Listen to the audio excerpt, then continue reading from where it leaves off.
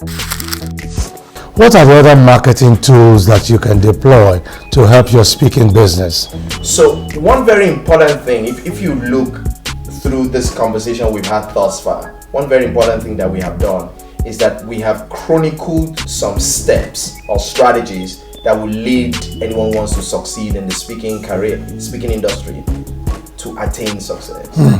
Call it a recipe. So if you want to cook a good meal, simply follow the recipe. Now, these recipes that we have unpacked can become tools for anyone who wants to succeed in the speaking industry. Let that person also begin to help people learn the recipe. Because as you learn the recipe, you can lead in that area. Wow. Talking about recipe, I've deduced from you now that looking for platforms or fora where you can speak is also a marketing tool. Your online platforms are marketing tools. Yes. Your branding effort and packaging and marketing tools. Your associations are marketing tools. You can also recognize, if you want to, that your place of domicile can be a marketing tool. One of my role models in this business, Richmond Johnson, once told me that your address is also a marketing tool. Where is your office located? Right. Where can we find you? Right. And people ask, he told me one day, people will say, who is his wife? I said, that far? He said, yes, that far, but that close. People see your children and it becomes a marketing tool for you.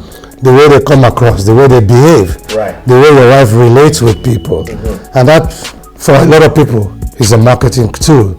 One of my friends also, he tells me, the kind of car you drive, the brand of car you arrive in is a marketing tool. The schools you've been to, whether for short courses, is a marketing tool. And we can go on and on, but because of exigency of time, we're going to have to leave it there and let our people go and do their own research to expand on marketing.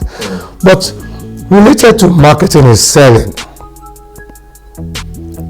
How do you sell in this business? You're not going to stand on the street. I mean, I want to sell gala, for instance.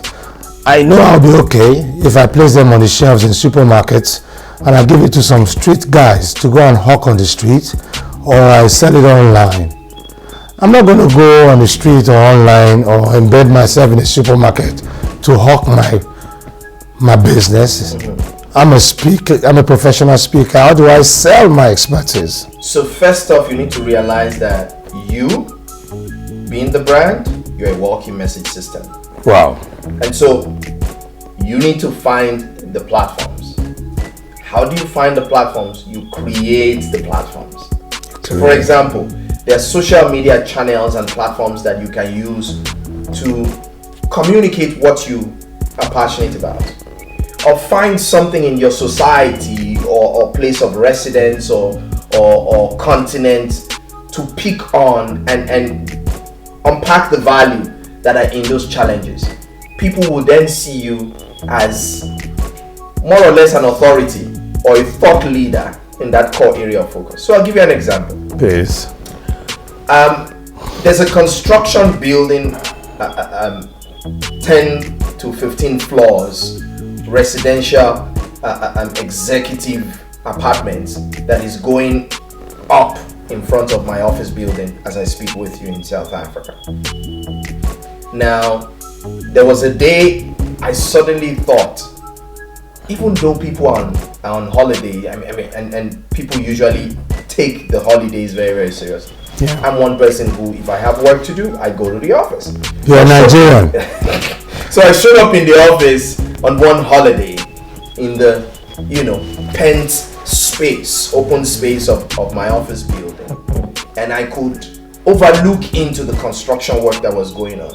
And I picked up my smartphone and I put it in front of me and began to record me with that background of the construction, using it as a resource to say, as much as these guys who are doing the work in this building are not at work today, I would like to use it to point to one very important value: the need for all of us to learn to pause.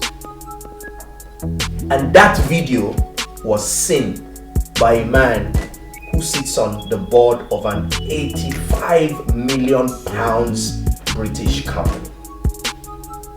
Online. Yes. And so he requested that I have a meeting with him when he was having his next trip into South Africa, and we met in Sandton. Now here's the funny thing about it. He would never have heard about me. He would not have taken me seriously if he did not see some content that made him appreciate it. Now, aside the fact that he watched that video, he also did his checks. And one of his contacts told him that I'm a key resource. And that's how he took my work very, very seriously.